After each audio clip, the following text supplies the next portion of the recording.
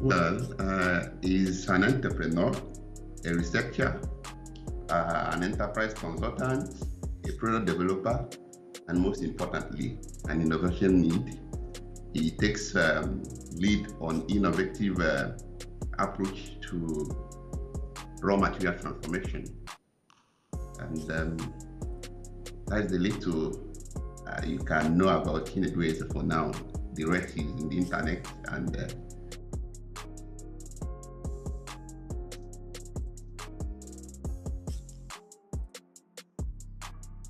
well, we are a company that specializes in alternative protein production from from plant origin. We actually transform some agricultural raw materials into finished products. One of our major brands being soy milk. We actually extract milk from soya and integrate it in various value chain, both in bakery, in use as an alternative to animal milk, in use as a winning formula, in use as a protein-dense product to help malnourished Nigerians.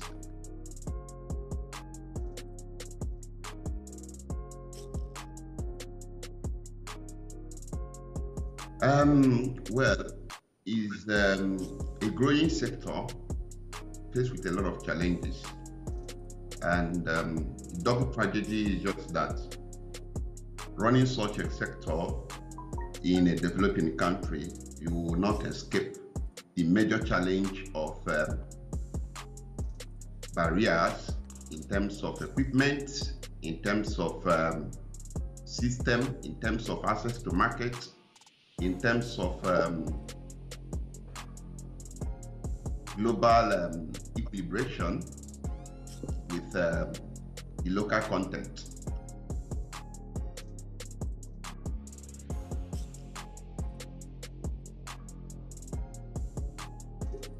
In terms of raw material, the Nigeria ecosystem is the best place to source raw material from globally. We are virtually major producer of most of the cash crops that are used for industrial transformation. But what is the challenge for the sector? Yes, you have a handful of this raw material, but the equipment you need to transform them into finished products are quite expensive.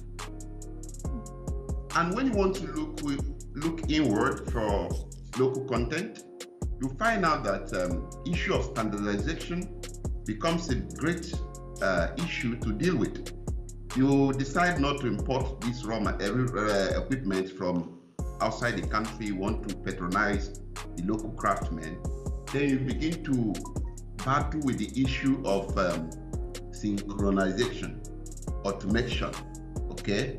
You hardly can find a local manufacturer that can produce all the equipment you need to run a factory. So if you have a specification gotten from Mr. A for a milling machine, for instance, and you have to get a boiler from Mr. B, and you have to get a crystallizer from Mr. C, locally fabricated one, you now find out that trying to run an automation of all these variant equipment from different vendors becomes a great challenge. So there is not really a go-to place where you can acquire locally made transformation equipment that will help you transform these materials.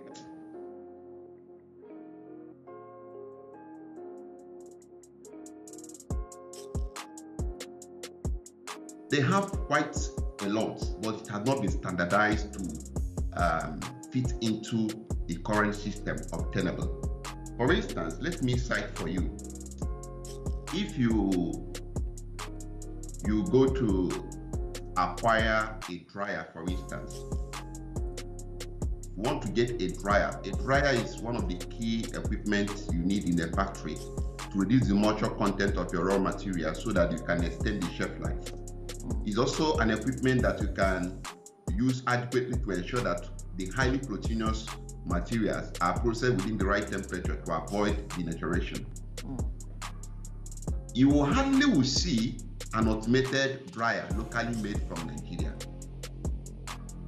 Personally, in 2015, I tried to design a dryer for a craftsman to fabricate for me. Yes, he was able to fabricate the equipment, but he wasn't able to automate the process. And I still have to do manual check of my temperature in between my operations as a small startup. So these are the little challenges that need to be fixed if the nation really want to stabilize and grow that sector. I think the issue of local equipment manufacturing should be standardized. And it's the best we can go for. You can make all the effort to import foreign equipment. You won't import the maintenance technicians to come maintain them. So this is the big challenge.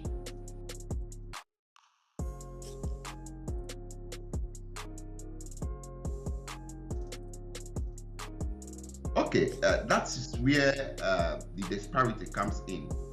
As a food engineer, we are actually supposed to design this equipment and design the food system that will ensure that these food products, these raw materials run efficiently in this equipment without damage to its nutritional content.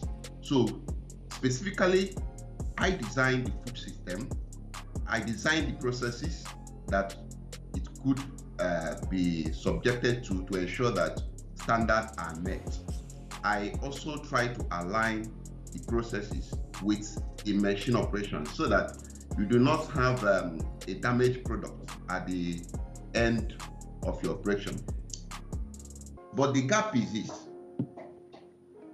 there is a great deficiency in technical know-how of persons who have the ability in Nigeria to design food products in pilot scale. How can we solve this? The only way we can solve it is to go back to the higher institutions of learning and marry the two disparity.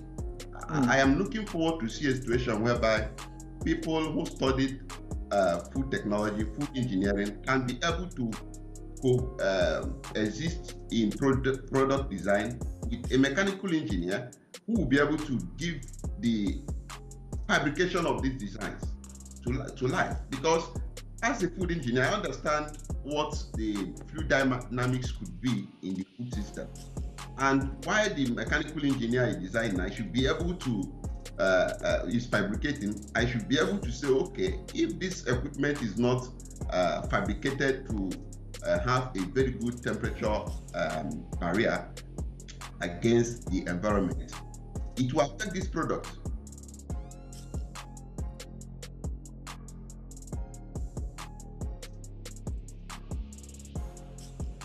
Okay, it goes again to product design. It goes again to process design. It also goes again to system management. Actually, a farmer has no business in trying to process his farm produce. But if there is a defined value chain, all the fruit produced in Benue, for instance, none supposed to go into waste. If there is a food engineer or a mechanical engineer that is working with the local farmers to install the right harvesting procedures, if there is a food engineer in place to install the right material handling procedures, I want to tell you that there is a very good impact of technology to curbing food waste in these areas. Let me use fruit again as an example. When you go to the Benues, they have sufficient amount of fruits that are lost to glut. Then during the fruit off peak, we look for this fruit to buy, we don't see. Simply, you can adopt the current technology of edible coating. Edible coating is a technology that ensures that freshly harvested products are dipped in a solution that preserve its content from spoilage for at least 21 days. So if you coat an orange with this kind of emulsions for you harvest them, you reduce the degree of senescence, you reduce the danger of damage due to excess heat and all that. You can preserve the product from shrinkage by simply damping this product in these emulsions. It's a simple technology. It is used over here in Europe. If you buy apple, you find out that if you keep apple in the right temperature, it's supposed to stay for a long time. But there is a newer technology in the sense that before you even assess where the temperature is to preserve the apple shelf life, it's already preserved in an emulsion that prevents it from respiration. Because the more the apple loses water from its internal structure, the more you have the vulnerability. So technology is there to preserve it immediately from harvest. But if a farmer doesn't have access to technology, the time between harvest and delivery to processing line is sufficient to cause a lot of damage to the food system, to the raw material. And once the raw material is already damaged, senescence sets in. Irrespective of the level of processing and preservation you give to that raw material, you still record some levels of waste.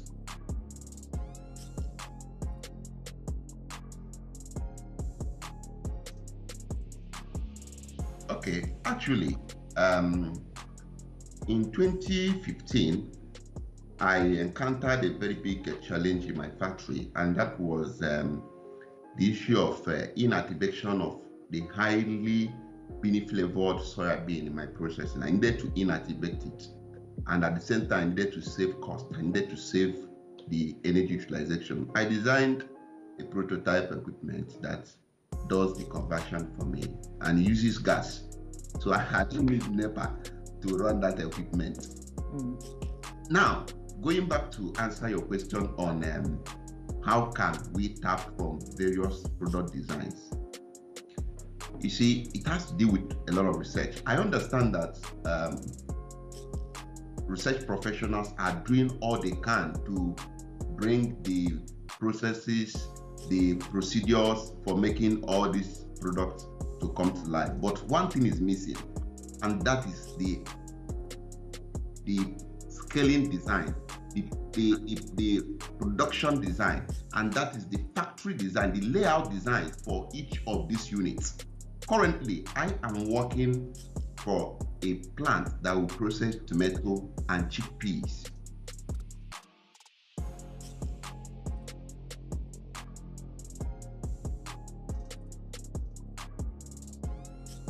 My first advice is collaboration.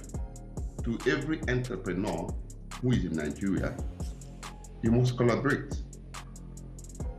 For me, I have chosen the design of food systems.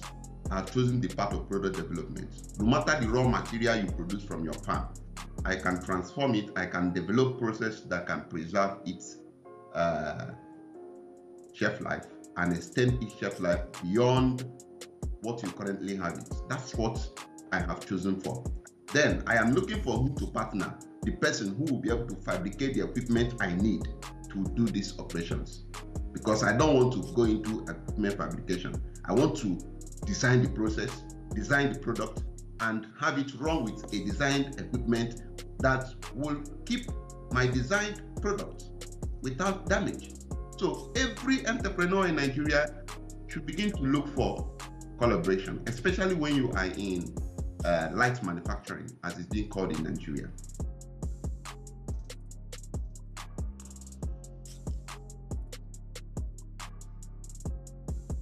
Yes, by God's grace, I hope and pray that I will find the right minds to bring the current design that I'm making here back to Nigeria. Innovation Hub of Futo is already proposing a program that will see to some of this technological indigenization and automation. And I'm very much optimistic that something great will come out from it.